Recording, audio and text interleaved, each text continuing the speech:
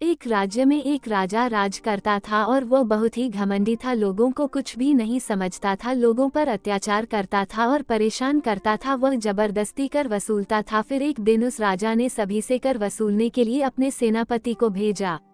जब सेनापति अपने साथ कुछ सिपाहियों को लेकर कर वसूलने के लिए जा रहे थे तो रास्ते में उन्हें एक आदमी मिला और सेनापति ने उस आदमी से कहा कि तुमने बहुत समय से अपना कर नहीं दिया है। इस पर उस आदमी ने कहा कि मेरे पास अभी कर चुकाने लायक धन नहीं है।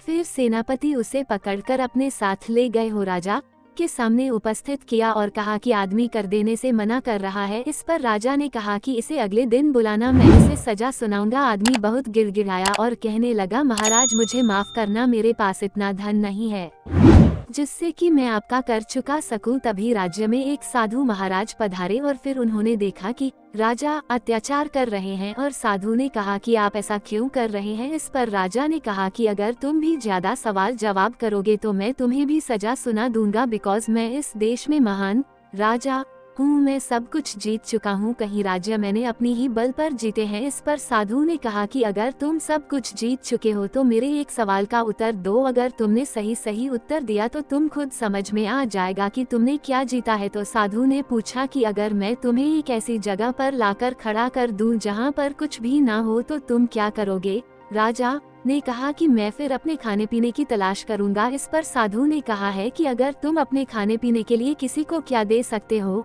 राजा ने कहा कि मैं अपने खाने पीने के लिए अपना आधा राज्य भी दे सकता हूँ। फिर साधु ने कहा कि अगर मैं आधे राज्य पर भी ना मानो तो तुम मुझे और क्या दोगे। तब राजा ने कहा कि मैं पूरा राज्य दे दूंगा। फिर साधु ने कहा है कि आप देख लो कि तुम्हारे पास क्या है, तुम अपनी खाने पीने के बदले पूरा राज्य देने के लिए तैयार हो। अगर तुम्हें खाना ना मिले तो तुम उसके लिए सब कुछ देने के लिए तैयार हो या नहीं, कि तुम्हारे पास इसके बाद कुछ भी नहीं रहेगा। इसलिए हर इंसान को इतना घमंड नहीं करना चाहिए कि एक समय ऐसा आ जाए कि उसको सब कुछ खोना पड़े। राजा को बात समझ में आ गई। राजा को भी बहुत घमंड था, जबकि उसे ऐसा नहीं करना चाहिए था।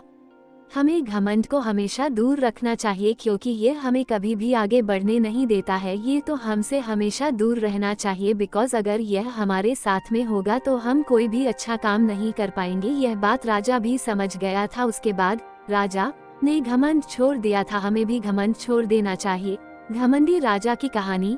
राजा की कहानी हिंदी कहानियाँ। अगर आपको ये कहानी पसंद आई है तो शेयर जरूर करें। राजा ने युद्ध तो जीत लिया था, मगर युद्ध के दौरान उसे बहुत नुकसान हो गया था। अब कोई भी परिवार में नहीं बचा था। राजा बहुत परेशान थे, इसलिए वह सोचते हैं कि मुझे इस महल से भी चले जाना चाहिए क्योंकि कोई भी इस महल में मुझसे बात करने के लिए नहीं है। वह राजा उस नगर से दूर चले जाते हैं। वो किस जगह पर जाते हैं उन्हें खुद भी नहीं पता था। वो तो अब ये समझ गए थे युद्ध से कुछ नहीं होता है, हम युद्ध क्यों करते हैं। शायद उनकर मन में यह बात घर कर गई थी, युद्ध से हमेशा नुकसान होता है। अब राजा के पास कुछ नहीं था। वो एक जंगल से होते हुए जा रहे थे। उन्हें इस बात का ज्ञान था कि इस जंगल में डाकू भी रहते हैं जो कि सभी से सामान को ले लेते हैं। फिर भी वह इस बात को नहीं सोच रहे थे। अब उनके पास कुछ नहीं था जिससे डाकू उनसे ले सके। राजा बहुत थक जाते हैं। वो एक पेड़ के पास आराम करने लगते हैं। कुछ समय बाद उन्हें नींद आ जाती है। जब आंखें खुलती है वो डाकू को अपने सामने पाते हैं। वो डाकू राजा को देखते हैं। उसके बाद कहते हैं कि इसके पास कुछ भी नहीं है। वो डाकू कहते हैं कि तुम कौन हो, यहाँ पर क्या कर रहे हो, तुम्हें नहीं पता है कि यह इलाका डाकू का है, तुम्हें डर नहीं लगता है। वो राजा कहता है मेरे पास कुछ नहीं है, तुम मुझसे क्या ले सकते हो। डाकू कहते हैं ये बात भी सही है, तुम्हारे पास कुछ नहीं है। फिर राजा डाकू से कहते हैं कि तुम ये क्यों करते हो। वह डाकू कहता है कि अगर हम यह नहीं करेंगे तो हमें कौन धन देगा। डाकू कहता है कि अब तो यहाँ पर कोई राजा भी नहीं है, अब कोई रोकने वाला नहीं है। अगर राजा होते तो हम इस बारे में बहुत डर जाते हैं, लेकिन अब कोई राजा नहीं है, इसलिए डरने की जरूरत नहीं है। डाकू की यह बात सुनकर राजा कहते हैं कि तुम्हें ये कैसे पता है कि राजा नहीं है, वो कहाँ चले गए हैं। डाकू कहते हैं कि वो यहाँ पर नहीं है, वो क्यों चले गए हैं ये बात हम नहीं जानते हैं, अब तुम्हें यहाँ से चले जाना चाहिए, यहाँ पर कुछ नहीं है। राजा कहते हैं कि शायद तुम सुधरना नहीं चाहते हो, जबकि तुम नहीं जानते हो कि हम ही राजा है। ये सुनकर वह डाकू सोचते हैं कि हमारे राजा इस हालत में क्यों है? राजा उन्हें सब कुछ बता देते हैं। राजा युद्ध में सब कुछ जीतकर भी हार गए थे, क्योंकि युद्ध कभी भी अच्छा नहीं होता है। उनकी बात सुनकर आज डाकू भी सोच में पड़ जाते हैं, क्योंकि राजा की बात सही है, वो सब कुछ जीतकर भी हार गए हैं, जबकि हम क्या कर रहे हैं? अपने कर्म पर उन्हें आज डक होता है। सभी डाकू राजा के सामने झुकते हैं, क्योंकि अजा उन्हें पता चल गया था वह जो कर रहे हैं सही नहीं कर रहे हैं। सभी डाकू कहते हैं कि हम आपका आदर करते हैं, अगर आप फिर से राजा के पद पर जाते हैं तो हम ये काम छोड़ देंगे, हमें भी ये पसंद नहीं है। राजा की उनकी बात सुनते हैं। राजा को लगता है कि अगर मेरी वजह से यह सुधर सकते हैं तो मुझे आगे बढ़कर इनका स्वागत करना चाहिए। उस दिन से राजा फिर से महल में पहुंच गए हैं। सभी डाकू सुधर गए थे, अब वो बहुत अच्छे काम करते हैं। जीवन में अगर आपकी वजह से किसी के जीवन में सुधार हो सकता है तो सुधार जरूर करे। वह राजा बहुत लालच करता था। उसे लगता था अगर वह अपने लालच से महल में धन भर सकता है तो उसके पास बहुत धन होगा। इसलिए राजा हमेशा ऐसे काम की तलाश में रहता था जिसमें उसे बहुत दैनिक धन मिल सकता था। उसी नगर में एक चोर भी होता था जो कि चोरी करता था, चल जाता था, क्योंकि भी उसे पकड़ नहीं सकता था। राजा एक दिन जंगल में शिकार कर रहे थे, तभी उन्होंने कुछ सुना था। उस जगह पर कोई बात कर रहा था, आज हमें उस जगह पर बहुत अधिक धन मिल सकता है। अगर हम आज रात को उस जगह पर जाते हैं, हमें धन मिलने वाला है। दोनों लोग बात कर रहे थे।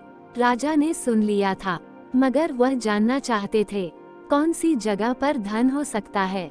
राजा उनके सामने आते हैं, वह दोनों लोग डर जाते हैं। राजा कहते हैं कि तुम लोग कौन हो, किस धन की बात करते हो? वह लोग कहते हैं कि आप राजा है, पहाड़ी के पीछे बहुत अधिक है, इसलिए रात को ही धन लिया जा सकता है। राजा कहते हैं रात को क्यों, हम दिन में भी धन ले सकते हैं। मगर लोग कहते हैं कि वह धन दिन में नजर नहीं आता है, क्योंकि उस पहाड़ी पर रात के समय में एक रोशनी निकलती है, उसके बाद ही धन मिल सकता है। वह धन बहुत अधिक है, कभी खत्म नहीं होगा। राजा का लालच बढ़ गया था, उसे भी वह धन चाहिए था, इसलिए वह रात के समय में उस जगह पर जाना चाहते हैं। मगर वह दोनों लोग कहते हैं उस धन को लेने के लिए आपको सुरक्षा के साथ जाना होगा। राजा ने उस जगह पर जाने की तैयारी कर ली थी। रात हो गई थी, अब राजा उस धन को लेने जाते हैं, मगर बहुत देर इंतजार करने पर भी कुछ नहीं हो रहा था। वह धन नजर नहीं आ रहा था। सेनापति कहते हैं मुझे नहीं लगता है यहाँ पर कुछ है। कुछ समय बाद ही सैनिक आता है। वह कहता है कि महल में चोरी हो गई है। ये सुनकर राजा को सब कुछ समझ आ गया था। वह लोग हमें यहाँ पर बुलाकर महल में चोरी करके चले गए हैं। अब राजा को समझ आ गया था, उनका लालच उनके सामने समस्या बन गया था। अगर वह लालच नहीं करते तो शायद ये सब नहीं होता, इसलिए लालच से हमेशा दूर रहे हैं। जब राजा बूढ़ा हुआ तो उसे याद आता है उसका एक राज है जो कोई नहीं जानता है। राजा इस बात को जानता था, अगर वह राज किसी को पता चलता है तो कोई भी मुसीबत आ सकती है। ये बात तब की है जब राजा कभी लड़का हुआ करता था। उसके पिता ने उसे एक बात बताई थी, वह खजाना जो कि किसी को भी नहीं पता है। वह राज की बात राजा को बता दी थी। सबसे बड़ी बात ये थी कि जीवन भर राजा को उस खजाने की जरूरत महसूस नहीं हुई थी, मगर अब वह बूढ़ा हो गया है। अब ये राज की बात वह अपनी राजकुमारी से कह सकता है, इसलिए वह राजा अपनी राजकुमारी को बुलाता है। उससे कहता है मैं ये राजा तुम्हें बता रहा हूँ, इस महल में खजाना है, इसलिए यह बात किसी को भी नहीं पता चलनी चाहिए। मगर वह राजकुमारी कहती है आप ये बता मेरे भाई को भी कह सकते हैं। मगर राजा कहता है तुम जानती हो वह सब कुछ बर्बाद कर सकता है, इसलिए मैं उस खजाने को बचाना चाहता हूँ। जब भी कोई समस्या आती है तो तुम उस समस्या का सामना कर सकते हो, इसलिए मैंने यह बात तुम्हें बताई है। तुम्हें वह मैं रास्ता दिखाता हूँ। राजा उसे उस जगह पर ले जाता है। जब दोनों उस महल के रास्ते पर जाते हैं जिस जगह पर वह खजाना छुपा है, तो राजा अब पहली बार उसे देख रहे हैं। उन्हें कभी भी जरूरत नहीं हुई थी। वो खजाना बहुत अधिक था। राजा फिर से अपना साम्राज्य खड़ा कर सकता था। अब राजा को पता चल गया था, ये खजाना बहुत अधिक है। अब राजकुमारी को भी पता चल गया था, ये बात राजकुमारी किसी को नहीं बताने वाली है। राजा भी यही चाहते हैं। जब तक उनका बेटा सब कुछ समझ नहीं जाता है, तब तक उसे धन के बारे में बताई नहीं जा सकता है। ये कहानी हमें कहती है, जीवन में जब तक आप जिम्मेदार नहीं बनते हैं, तब तक आप कुछ भी नहीं कर सकते हैं। इसलिए राजा ने अपने बेटे को धन के बारे में नहीं बताया था। राजा ने देखा कि एक बूढ़ा आदमी उनके रास्ते में आ जाता है। राजा को बहुत गुस्सा आता है। वो कहते हैं कि तुम्हें हमारे रास्ते में नहीं आना चाहिए, जबकि तुम्हें पता है कि राजा की सवारी आ रही है। राजा को देखकर बूढ़ा आदमी कहता है कि मैं अधिक तेज नहीं चल सकता हूँ, मैं जानता था कि आप आ रहे हैं, बट मैं सड़क के दूसरी ओर नहीं पहुँच पाया था। राजा को अभी कुछ समझ नहीं आता है। वह सैनिक से कहते हैं कि इसे सजा मिलेगी। बूढ़े को पकड़ लिए जाता है। दूर खड़ा हुआ आदमी देखता है कि राजा ये सब कुछ ठीक नहीं कर रहे हैं, बिकॉज वह बहुत बुरा था। उस आदमी के लिए उस लड़के को अच्छा नहीं लगता है। वो राजा से बात करना चाहता था, बट कोई भी फायदा नहीं था, क्योंकि राजा उसकी बात नहीं सुनने वाले हैं। बट लड़के को लगता है कि राजा को सबक सिखाना चाहिए, बट ये सब कुछ आसान नहीं था, बिकॉज राजा को सबक सिखाना मतलब मुश्किल में पड़ना है, बिकॉज राजा किसी को भी सजा दे सकते हैं।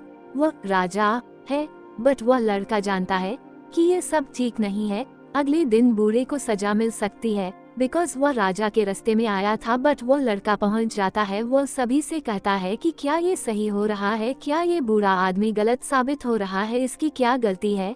वो सभी से पूछता है, बट कोई भी जवाब नहीं देता है, बिकॉज वह सभी समझ जाते हैं कि यह लड़का ठीक कह रहा है। राजा सभी की ओर देखते हैं। वो कुछ नहीं कहते हैं, बट राजा जानते हैं कि वो बूढ़ा आदमी गलत नहीं है। राजा किसी को कुछ भी नहीं कहते हैं। वो बूढ़े आदमी को छोड़ देते हैं। वो लड़का समझ जाता है कि राजा को अपनी गलती का एहसास हो गया था, इसलिए बूढ़े आदमी को छोड़ दिया है। उस दिन के बाद राजा के अंदर बदलाव को देखा गया था। हमें अपने जीवन में ऐसा कोई भी काम नहीं करना चाहिए जिससे किसी को परेशानी का सामना करना पड़े। दोस्तों, कहानी समाप्त। अच्छा लगा हो तो एक लाइक जरूर कर देना और चैनल पर सब्सक्राइब जरूर कर देना, ताकि वीडियो सबसे पहले आप तक पहुंचे। धन्यवाद।